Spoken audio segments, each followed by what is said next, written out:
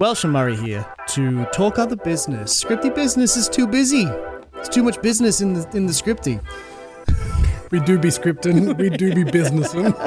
So it's other business, other stuff that we don't get to talk about during scripty business, which is a nice little warm up for when we do a proper recording of an episode. I have been sick for like 3 weeks. Rude. I have been sick for like 3 weeks. And one thing I wanted to talk to you about in other business is, do you, because not everybody does, do you have comfort movies that you just go to when you feel like shit? I'm going to say yes, but if you ask me to name a single one of them, I actually don't think I could. But what I do have is like comfort genres. Okay.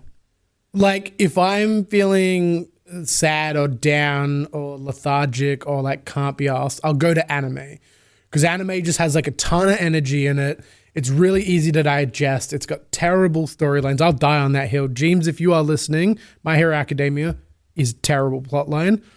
It is literally cookie cutter. It's amazing. Also offending me with this, but continue. It's so good. Don't get me wrong. It's amazing, but it's McDonald's. It's not rich. I love it's a Big not Mac. nutritional. Love me a Big Mac and chicken but and cheese. It goes hard. I go to that because it's like really simple storylines, really, really simple characters, but like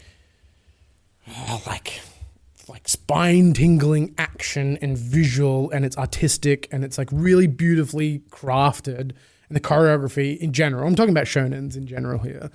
Like the choreography in shonens is really amazing, and so it always is kind of like uplifting energetically. Yeah, that's where I go to for comfort. Huh.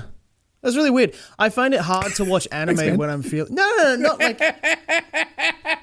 I mean, you know that I think you are weird. Like, whatever. But yeah, man. We all are. That's why everybody's broken these days. It's going to be a really flat episode because how shit I feel right now. I just realized that. You got to pick me up. No. I was going to say it's weird. Your anime. It's weird because anime for me, I struggle to watch when I'm tired or feeling rough because of the reading. Oh, fair. Like, it's really hard for me to focus on anime when I'm reading the dialogue of the anime and I'm like, my eyes hurt and I'm tired and I've got a headache. Like, that is the most far removed from comfort for me when I'm feeling ill. Yeah, okay. No, that makes sense. It makes sense for a lot of people. It's just second nature for me. I've watched like thousands and thousands and thousands of hours of anime, and I don't mind reading. Like, I quite enjoy reading. Yeah. So for some reason, it doesn't tire me out. Actually, it's... Interestingly, reading on paper will make me tired, but reading digitally will not make me tired. So I'll like read on a Kindle 2 or 3 times faster. I won't back read on a Kindle. Like if I'm reading on paper, I'll read the same page 3 or 4 times. Like I just get lost in it and just be like, fuck, where it's stop. And it'll also make me tired, but not digitally. I think it's, weird. But I think it's because I'm used to reading digitally. That's fair. Anime, cool, each to their own. For me, what's your comfort? You're gonna hate it. You're gonna hate. I'm sure I'm gonna actually love it. It's like early 2000s peak shitty comedies. Yeah, okay. I love like Shallow Hal. Shallow Hal's a great movie, but that I would call that a romantic comedy, not a comedy. Yeah, okay. Yeah. So I mean like The Love Guru, Mike Myers. Oh my God. You're right. I do hate it. Yeah. Like Master of Disguise. Yes. Yeah. You don't mess with the Zohan. Oh my God. I forgot I'll pay Zoolander because I think Zoolander is actually a great early 2000s comedy. Yeah, but I mean like I'm fully aware there's shit comedies. Oh, you mean, yeah. Okay. You know what I mean? Like intentionally bad. Not even, I don't know. Yeah, I think surely they were intentionally. I feel like Mess with the Zohan was intentionally bad. I mean, it was bad, but it was also trying to be bad, but it was bad at trying to be bad. Yeah. I can't go as far as watching like Jack and Jill. Like that movie is still that one's pretty trash. That's hard to watch. I think I watched that once and it was hard. But it needs to be like a brain switch off, man fall down kind of humor. And it just, if there's a sprinkling of like character development or romantic interest or something gets solved, like, the high school sweetheart ended up with the jock, but now the nerd is saved the day 20 years later at their high school reunion. Now they're together. I don't need that, and I'm not the sort of person that enjoys that. But when I feel like I feel right now, or worse, if I'm wrapped up in a blanket watching a movie in the theater and it's like that, brings me so much like recovery. Yeah. You know what I mean? Yeah. This is really interesting. It's like your respite is like emotional nurturing, I guess, or like comfort, like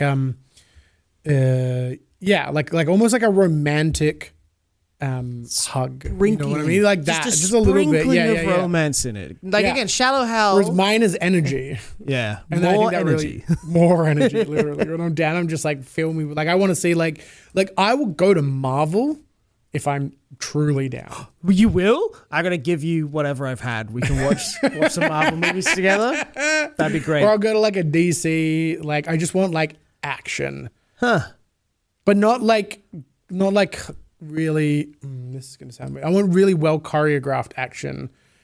And that focuses more on the choreography and the physical ability to be like the wow factor rather than like the story. Like I wouldn't go to Die Hard, for example, because that's really? focuses more on story than it does on the choreography. That's but I would fair. go to something like Transporter.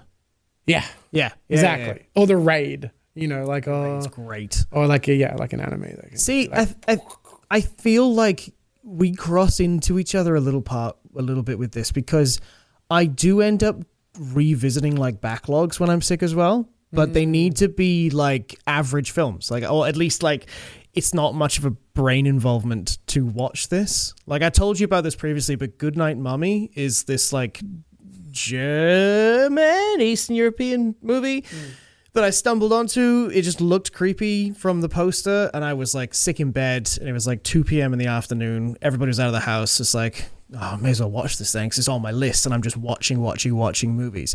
And it was one of the best movies I've ever seen. But I don't know now if that's because I was basically written off.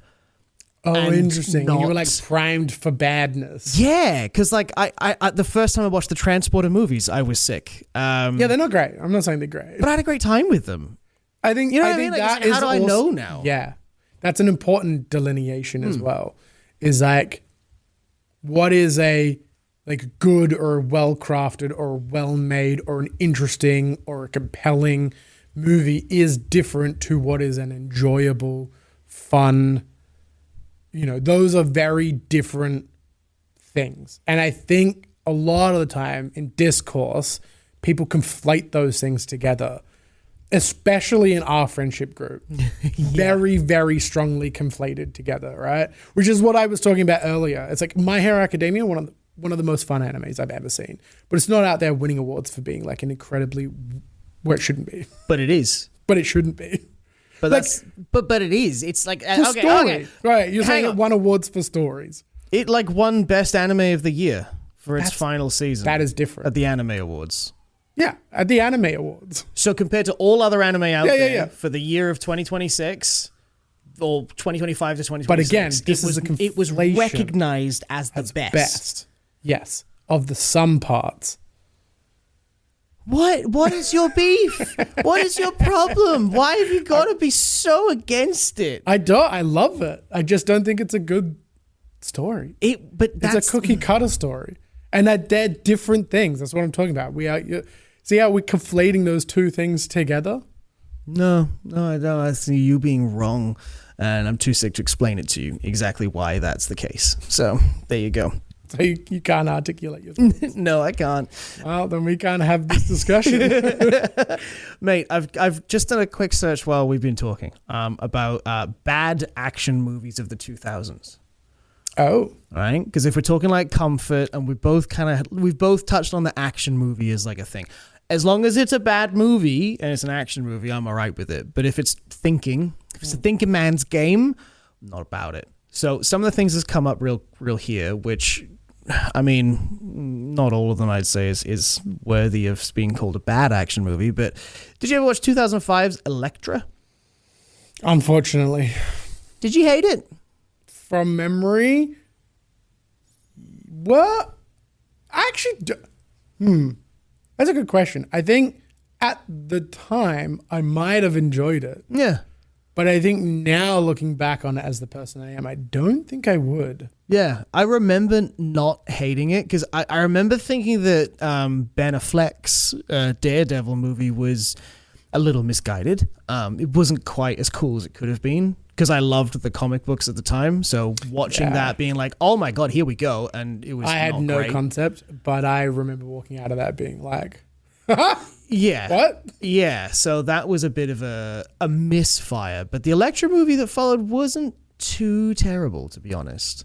I don't think they butchered it to the same capacity they butchered other movies of that era. I don't remember much of this. Oh, and then she came back in Deadpool vs. Wolverine as well, which was a great nod. Yeah, have you not seen Deadpool Wolverine? I have seen Deadpool Wolverine, but I will watch like a Marvel once, right? And then it's gone. And then it will just go. It's but I'll remember like little snippets. Like I remember her holding the two sides. Yeah, whatever they're called, the 3-pronged. Yeah, I don't know what they're called.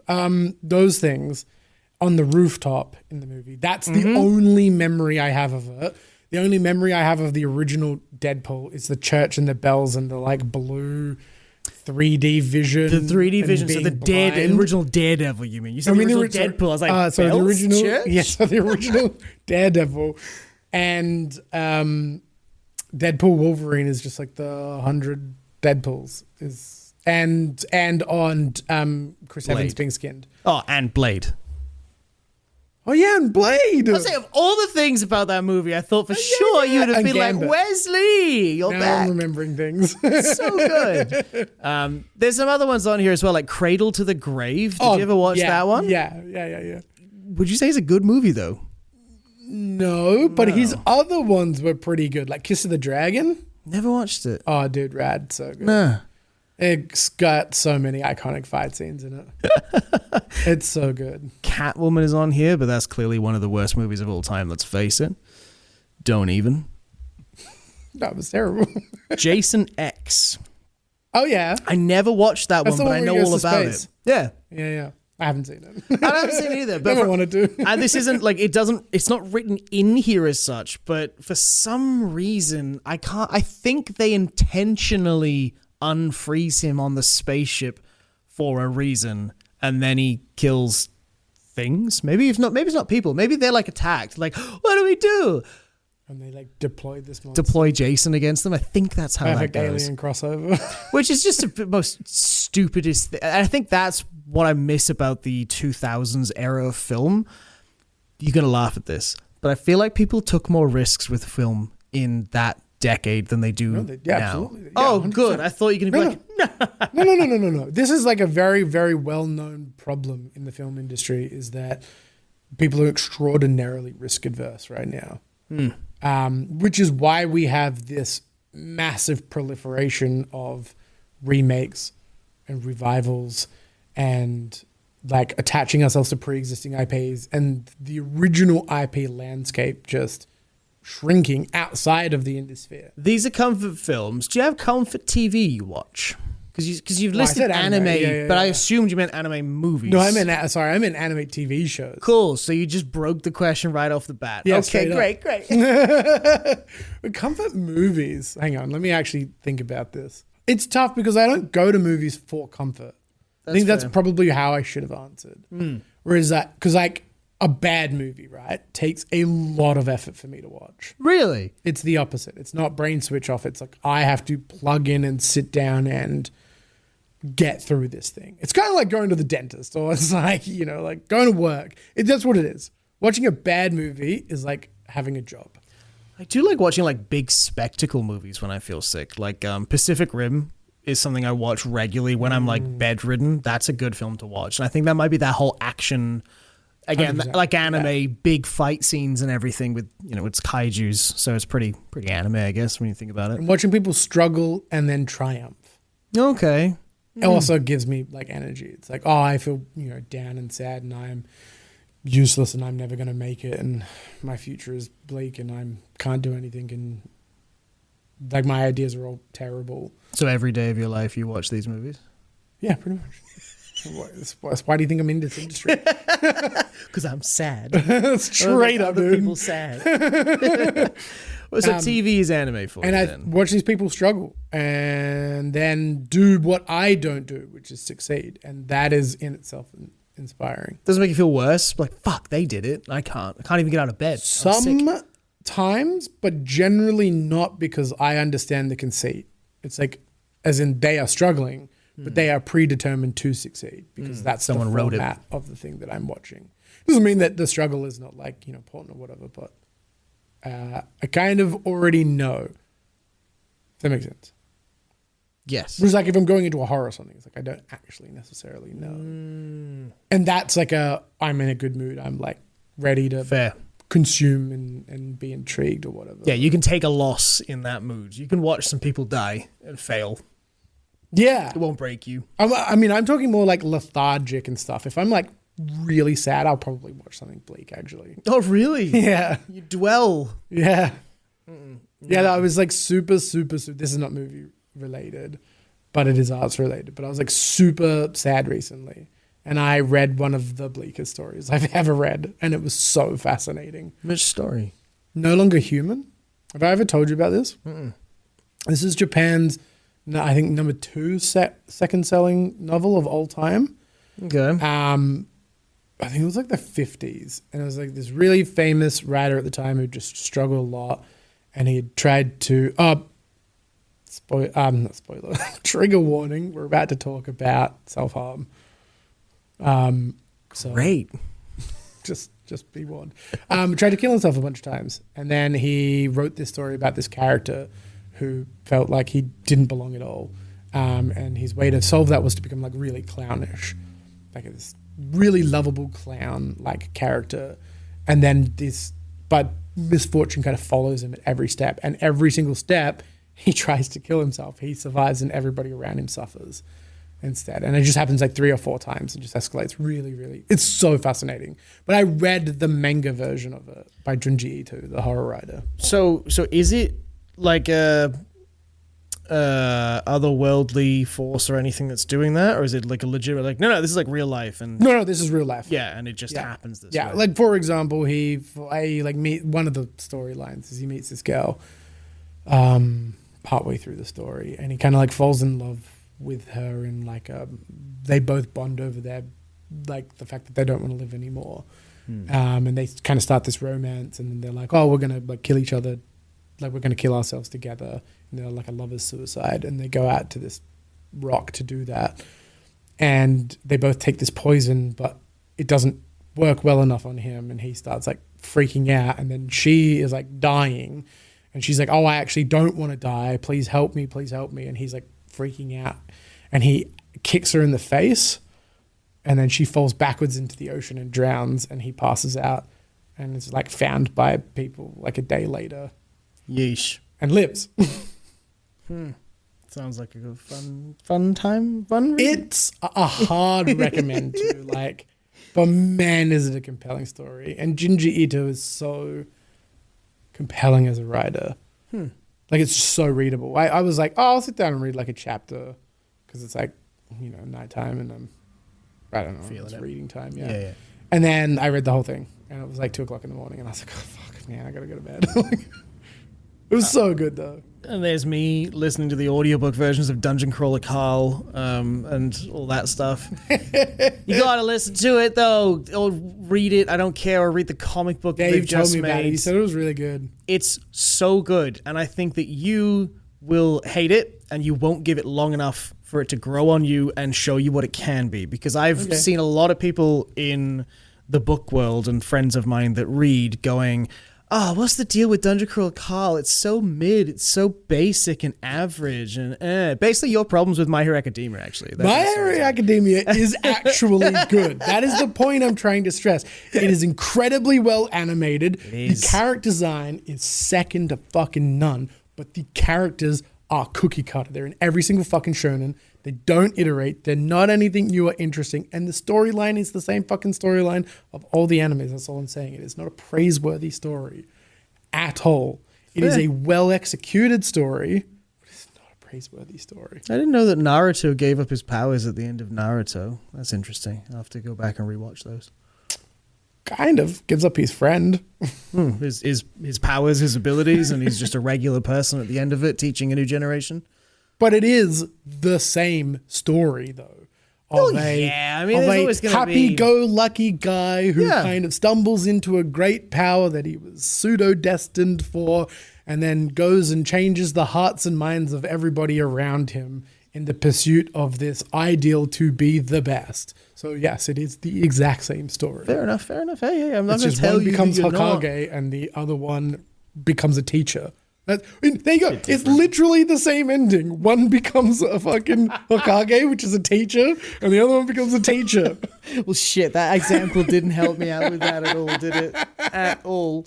No, Dungeon Crawler Carl, check it out, Sorry, man. yes. You will like it. It's just, it has this way of building the world gradually, which I think is what a lot of like, I'm a legitimate reader, I read real books, don't like about it, is that they're not willing to enjoy the fun of it.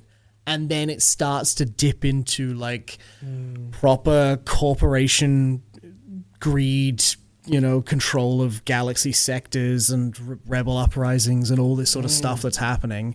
And it also tells it in a really subtle way that like I listened through it with Kate. So I listened to 5 books and then was feeling I had some bad news in the family, and we'd listen to her audiobooks every night without fail for the last 6 years. It's Harry Potter. It's every single night of my life is Harry Potter audiobook because Kate has to listen to it.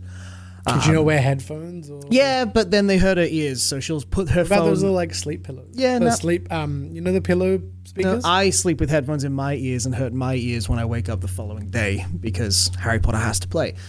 But I had bad news in the family, and she was like, okay, good night, and put on Harry Potter. I said, please, can I just show you this other book series? I've just finished the 5th book. I think you'd actually like it. Can we just try it? And then that turned into the last 4 months of, like, if she's cooking dinner and I'm looking after Harry, she's like, give me your headphones. So come on, put one in so I can listen to the next chapter because I'm not going to stop now. She got angry with us the other night when we recorded. Because we had half an hour till we started recording and there was 20 minutes left of the 3rd book. So I let her, we sat down next to each other, just sat in the living room, nothing happening, just sat listening to it. And it ends on such a significant, and she's like, I just took the headphone back, said, all right, bye. She's like, no, you put it on now. I need the next book. I leaned in, I said, fuck off, Harry Potter has this hold over anybody like this does. Like, this is somebody that was like grew up reading the books, doesn't love the movies but appreciates the movies, loves the audiobooks, listens to them religiously, and now this other book series, it's like a junkie needing a fix. It's extreme how bad she needs it. That's what my sort of books are. But again, it's very like, it's very fun and light, and it dips its toe into the serious shit. And there is some real serious shit in there that's sort of happened to people and around people that you go, whoa, oh, they just mentioned that happened to That's this just character. good storytelling. Yes, it is. Yeah. But so many smug bookworms. See, that's so interesting to me because this is clearly not a piece of literature, right? Like it's not trying to be like a Frankenstein's a bad example because it's kind of similar to that. It's not trying to be like a Lolita or like a very serious or Perfume or something like a very serious novel about serious life things. Was it Kafka wrote Metamorphosis? Is that who wrote Metamorphosis? Not sure. Well, I'm disappointed you didn't know that book. Anyway, you'll enjoy this one when I tell you about it another time. But yes, I get what you mean. Like, it's not trying to be a piece of world. literature. It's trying to be a piece of entertainment. So it's really weird to approach it with a literature mindset. Yeah. Which is ironic considering what I just said earlier. It is ironic. But I also don't think that My Hero Academia is trying to be a piece of literature. No, it is good. That's the point you're missing. It is really, really good. It's not for a lot of the reasons it's touted for. No, that's very fair enough. Well, we touched on it. TV. So anime is your TV for comfort. Yes. Anime is your TV for comfort. To me, again, it's comedy, but it's rewatch. I rewatch things when I'm sick. So got sick 3 weeks ago. Instantly went back and watched the first episode of Curb Your Enthusiasm, and I'm 6 seasons deep now. It's just every waking moment that I'm not doing something else, it's Curb Your Enthusiasm. Bam, on. And I need that to get better. It's either that or Scrubs or The American Office. Yeah, if I'm sick, I'll go to a sitcom. Yeah, I will do that. What's your go-to though? Like, what's your comfort thing? Because that's the thing is you can put it. There's millions of sitcoms out there, but you could be sick and put on The Nanny and be like, no. No. You know what I mean? I think we've actually had this conversation that I don't resonate very well with like the old school format of sitcom, which is like a stage sitcom. So Right. Like, yeah. flat stage, one location, dual cam. So that's things like Mr. Brown and Boys. Mr. Brown's Boys. Yeah, sorry. I don't know why I chose that. You would not like that regardless. Young Ones, that's another example. Friends, Seinfeld, they're all like like Friends. one location, kind of like 2-camera. Seinfeld's a bit different. It kind of breaks out of that, but it has that rough structure. Whereas I really like modern sitcoms, especially like modern sitcoms from the lineage of The Office. Parks and Rec then. Yeah, so Brooklyn Nine-Nine. Yeah. Yeah. Do you ever get into Modern Family? I think that's a good comfort show for me too. Because that's got that little bit of romance and a little bit of... that was always like you and our friend Kieran's I forgot. style of sitcom, whereas I would lean not so hard into something like Modern Family. That's bizarre. I really liked Shrinking. That was good. I haven't watched it yet. great. I only just have Apple Ted TV. Lasso. Ted also Lasso's really amazing. good. Did you watch the one with Jim Carrey where he's the children's TV show presenter? Yes, and I don't know if that's a sitcom. I feel like that's a drama. Yeah, 100%. It's brutal. Kidding. Yeah. I was just like, oh, mate, you might have seen this because no one else has watched it. It was really good. It's such a good show. I highly recommend, while we're just making recommendations, because that's now what this episode's going to be for like 5-10 minutes. It's a show on Amazon called Undone. I just want to say it's called Undone. Oh. And it's got Bob Odenkirk in it. And he plays a professor of like physics at a university who dies. And then his daughter is in a car crash and starts to see like visions of him appearing to her. And he's basically explaining That's like, cool. oh, no, like I'm not dead. Like, so, well, I am dead to you, but I'm not dead because I've like kind of discovered like how to manipulate the flow of time and space and whatever else. And you have that power too. And it's a, like a Scanner Darkly sort of style visual. Cool. Like cell shaded? Yeah, it is incredible. It is like, oh my God, it's such a good show. And the second season really goes into mothers, daughters, sisters. Like it's a very female oriented season. Like it would pass the Bechdel test. Thank you. I was gonna say Bechdel. I was like, oh, is that acids and base? No, it's women and women. It would trounce the Bechdel test. The second season is truly incredible, and of all people to enjoy that, I am not that intended audience for a full-on mother-daughter grief rebirth story. Hey, mother-daughter grief is one of my favorite movies of all time. Is that a movie? No, Everything Everywhere All at Once is a mother and daughter grief story. Actually, you know what? Yeah, I love that. Maybe I am about that.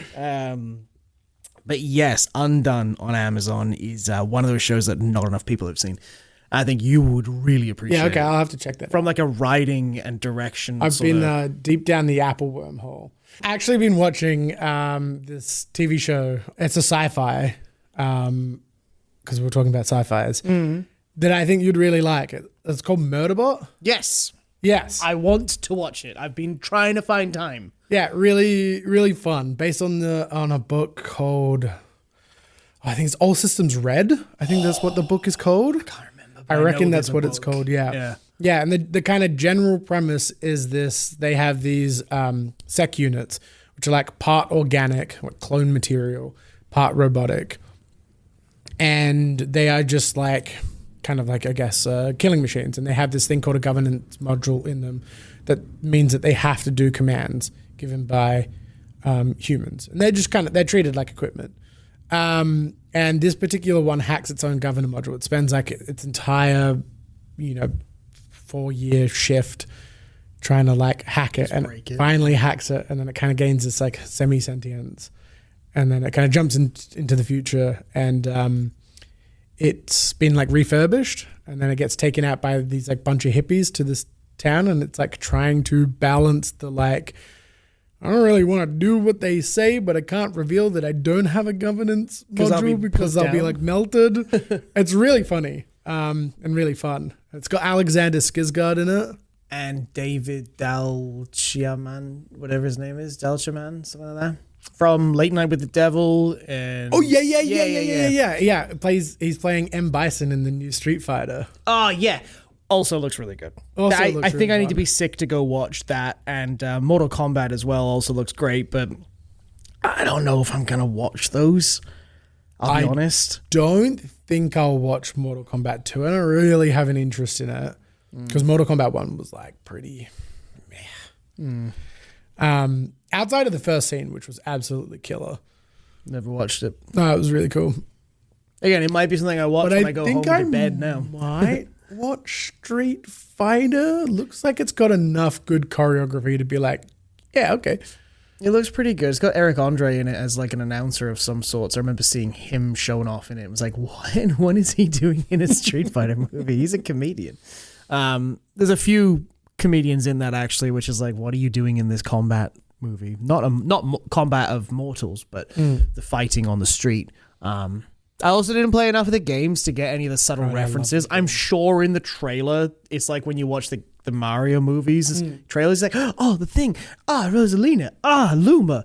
But in Street Fighter and Mortal Kombat, I got none of that. It's mostly just like the characters and being like, oh, that's their move. Because isn't there like breaking the car? Is that Street Fighter? It is Street Fighter. I'm pretty sure that happens in the movie. Or it's in the trailer or something he kicks, I've heard. He kicks the car, yeah. Yeah, but again, like I wouldn't have watched that trailer and be like, oh, the thing?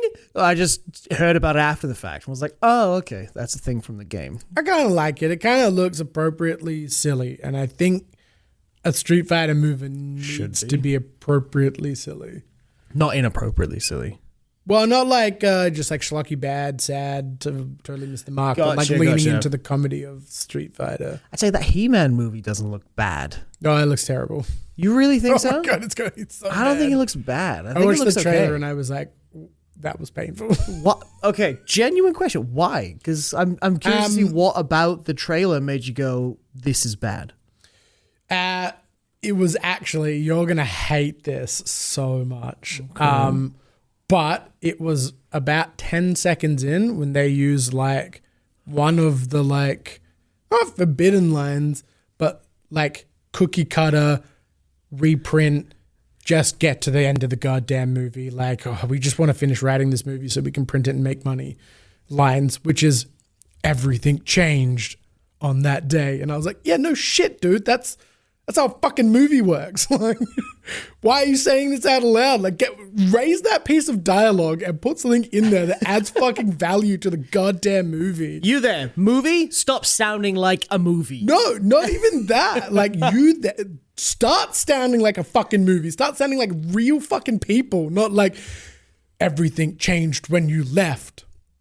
Yeah, I was the king of this land. Of course. Thank you, Captain fucking Redundant. I can't wait for the scripted episode we record now because I'm going to feed so much redundant bullshit. The only time that line has ever fucking landed for me is in Avatar, The Last Airbender. Oh, everything changed when the Fire Nation attacked. Why? Why did that land as opposed to any other time? I think favoritism because it's anime. It's a Western anime and it's unique and good story and I don't know. I'd have to think about it. I'm really curious why. I'm also really curious. Doesn't irk your gurk. I think maybe because it wasn't like a part of the story. It was like it was the exposition dump at the start, right? The start that was like, hey, we kind of have to like get through this bit so that you know the context of the world. And I don't mind an exposition dump at the very start to just be like, gonna ask. 1999, the virus switched off all electronics and now we live in an apocalypse. And we go, okay, great. Now I understand the context of what is about to happen. What about if the movie was to start in, one location like Planet Earth, and then at another point in time in the movie, they end up in another location like where He-Man's from, that I forget the name of it, and then they do an exposition dump to the characters and the viewers, kind of in disguise, because it's just when they arrive in this new location. Is that acceptable? Because the reason I ask that is if this movie comes out and that exposition does happen like at that moment that they go to this new world, will you then allow it in retrospect? I think it's a matter of structure for me. Like any exposition dump in general is like not ideal. Because like Chronicles of Narnia, You don't get an exposition dump about Narnia for 20 minutes of the movie or so until they get to Narnia.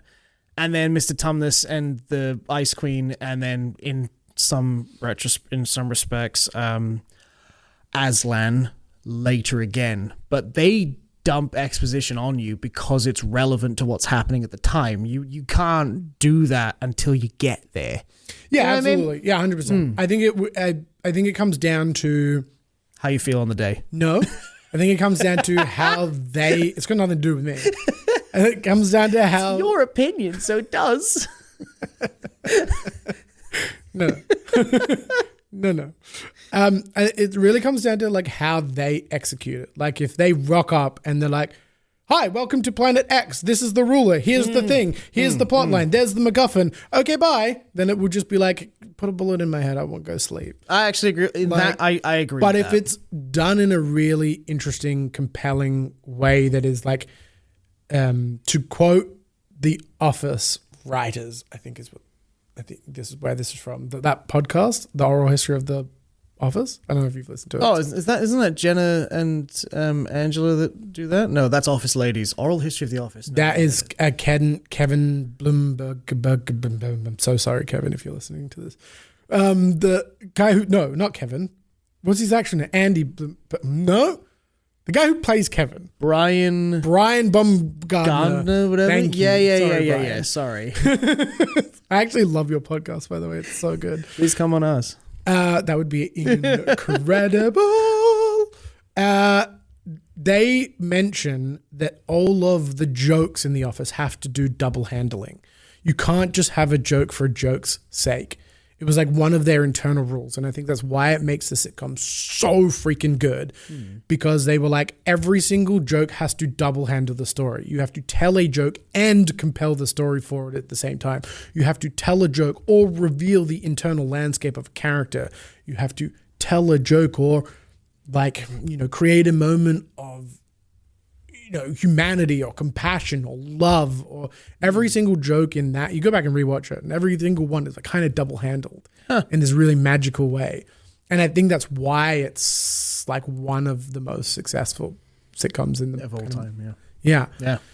So if they do that, then it would be like, hell yeah. Like I love exposition that double handles, that propels the narrative forward or tells a joke or like, is compelling.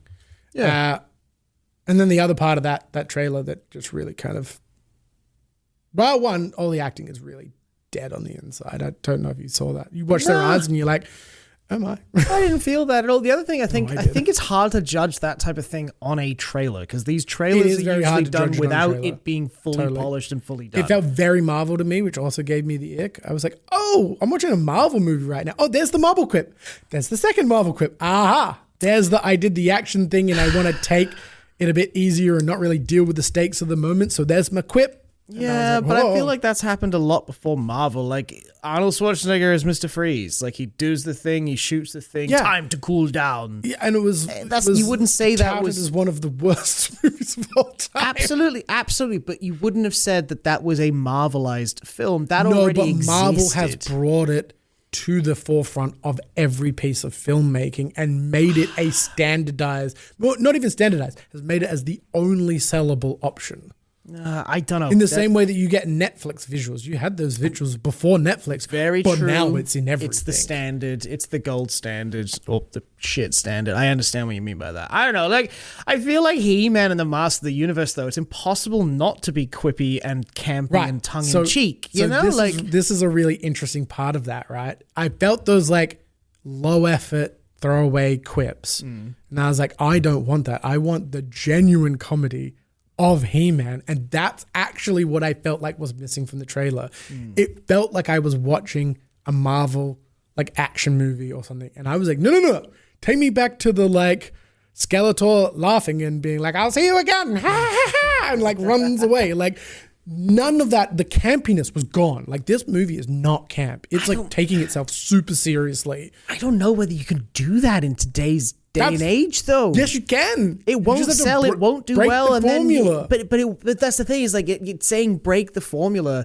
It's almost impossible to do that outright with a big picture, because it just won't sell tickets, it won't do well, and then that studio will never make another movie. You know what I mean? Like it's cowardice. Huh? Cowardice. They need to make a living. They got families to support and businesses to run. But if the issue is that the movie is too big, reduce it. Cut the budget in half. Make it campy as shit. Make it more niche. That is your actual solution. I do agree rather with you than on the that. enshittification of the industry and being like, well, we have to do it this way. And that, I'm not saying this is your mentality, but that is a corporate mentality to be like, well, we can only do it in this very capitalistic way, kids, and you have to do the capitalistic way or it won't sell. It's like, no. Go back to the grassroots of why you're telling that story and tailor it to that market. It's an IP issue as well. If this wasn't a pre-established, significantly well-known IP, you could do it low budget, lower actors, lower writers, lower producers, disagree. And then you could make it as campy and as committed as you want. But the value of the IP of He-Man, in order to own that and make a movie out of it, it has to do numbers. They cannot function by owning something or buying something or the rights to something that large, costing that much money, and then put out a low budget indie movie, make $5,000. You know what I mean? I actually completely disagree with you. So how do they make it back then? On specifically because it's He-Man, right? Like He-Man is or started as low budget, campy, schlocky. Agreed. Like, and that is its origins, and that's where you stick to because that is your market. It's because I understand what they're saying. Like, hey, let's spend a shitload of money on this IP or whatever. But you don't have to necessarily spend a bucket load of money on the IP and then make it this big splashy thing. What they are trying to do, what I actually think the issue is that they are trying to take an original IP from a long time ago, from a previous generation, and make it the like thinnest, most consumable, most generic version of that thing that they possibly can for a quote unquote new audience, which is an act of cowardice, in my opinion, right? What they should do is go back to He-Man and make a schlocky, shitty, terrible, but brilliant, and lean into that original style and market it to those people. Make it smaller budget, make it less of a blowout, make it what it actually is, rather than trying to strip all of the charisma, all of the character, all of the joy out of it to make it a very bland oatmeal-esque digestible movie. Niche it, and then you will find a new audience in the modern day. Don't tell me you're not going to get Zoomers with He-Man when Zoomers turned He-Man into memes. I don't think it looks outstanding, and I don't think it looks incredible. Terrible. And I don't think it's going to be the best movie of the year or anything like that. But I do think that when it comes to Netflix in like 6 to 9 months, because it won't do well at the box office, let's face it, it would like to, but then that's a direct counterpoint to the fucking point that you're making. They're trying to do good at the box office. No, they're not. They're being fucking cowards about it. But they won't. If you want a generic, open to the audience, I want to sell a bunch of toys, create an original IP that is that and make it oatmeal. It doesn't have to be He-Man. That movie is not about He-Man. It has absolutely nothing to do with He-Man, which is the fucking problem of that movie. You could replace him with literally any character, the enemy with literally any character, the world with literally any world, and you would have the exact same movie. So just fucking go do that and sell the Banana Man fucking toys. Great superhero from the Dandy in the UK, Banana Man, by the way. Little boy, when he eats a banana, he turns into Banana Man. Incredible. Continue. Go sell that movie. And then, like, if you want to do the He-Man universe, don't be a fucking coward. Don't make He-Man shit because you're too fucking lazy to make a good movie. Don't make this IP fucking dog water because you're a goddamn fucking coward. Like, just lean into the thing that you have. What you are talking about is the enshittification of the industry. You're also talking about the death of the movie industry. So you're like, I don't blame them. I fucking do blame them. They want to cannibalize the film industry for lackluster profits, and the graph must go up and to the right. Fuck you. Cool. You watched Weapons yet? No, I need to. Yeah, cool. Have you seen Obsession yet? Oh, that's been on my list. I told you about that one. We talked about that. I already knew about it and Milk and Cereal before you'd mentioned it. So Yeah. I was like, yeah, no, I know about this. What about Backrooms? You going to see that? I absolutely am going to see Backrooms. Yeah, cool. I went to see it. Once you've gone and supported these things. Have you seen any of them? No. I've so got a shut the child fuck and a up. wife and a full-time Blah, blah, job, blah, brother. blah, blah, blah, I don't blah. care about That's this industry. what we call hypocrisy. I'm the one that's going to buy tickets to shit Fucking- like He-Man Yeah, with my you're the fucking 5-year-old. problem. I need to take my kid out to a movie during school holidays, my Backrooms. friend, and I'll take him to see whatever he wants to see, which will be whatever's in Fortnite at the time, which is He-Man. And I will have an okay time with it. Okay, but let's break down that sentence, right? Right. Whatever is in Fortnite at the time, fine, that can still be him, man, but you don't have to make this generic flat movie. You can get make it. an interesting I understand. He-Man, which was designed for kids in the schlocky way that it is, designed for kids now in the schlocky way that it is, and still put it in Fortnite and still sell the fucking tickets. Losing mentality. I got nothing left to say about this, man, other than I understand why they're doing it and I don't hate them for doing it. Yeah. As I've said. I don't understand why they're doing it, and I do hate them for it. This has been Other Business. This is the end of Other Business. Me and Mike are going to part ways. It's been really good. Thank you for the past 4 years, my friend. It's been wonderful. I love it because we have such opposite views on so We do. much of this. It's ridiculous that we're friends at all. For the viewers, it's all make believe. We're actually really good friends, and we'll be good friends once the mics turn off. We'll be back with another Other Business episode next Thursday. And don't forget, you can follow us on Ko-fi, Coffee, however you want to say it, to shout us a coffee, help us keep the lights on, buy some better microphones, buy some cold and flu medication so I don't sound like death when I'm making these post recordings. Please, God, help me.